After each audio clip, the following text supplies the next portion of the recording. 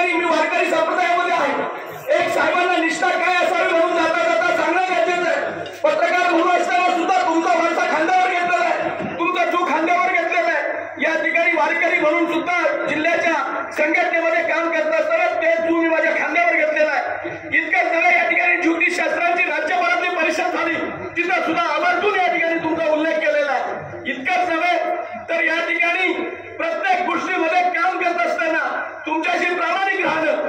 PRSचं एक निमंत्रण होतं, माझ्या वक्तृत्वातले बरेचसे मित्र विदर्भ मराठवाड्यामध्ये चंद्रशेखर राव यांच्या बरोबर गेलेले आहेत आणि मला कोल्हापूर जिल्ह्याची जबाबदारी घ्यावी यासाठी माझं व्हिडिओ रेकॉर्डिंग केली ठेवलेला आहे। पण तरी सुद्धा मुश्रीफ साहेबांची निष्ठा सातत्याने ठेवल्यामुळे तोही प्रस्ताव मी नाकारलेला आहे। निष्ठा ही अशी असायला पाहिजे, येणाऱ्या काळामध्ये काय होईल कसा होईल मला माहित नाही, कागद तालुक्यामध्ये आता विरोधक शिल्लक नाही आणि त्यामुळे मुश्रीफ साहेबांच्या पाठीशी खंबीरपणे उभे राहूया, कारण हा माणूस देव माणूस आहे, हा माणूस लोकांच्यासाठी राबणारा आहे।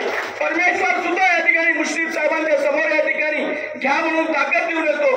आदरणीय संजय दादा मुंबईत मुश्रीफ साहेब मंत्री झाल्याबरोबर दादांनी या ठिकाणी सत्कार केलेला होता। मला पुन्हा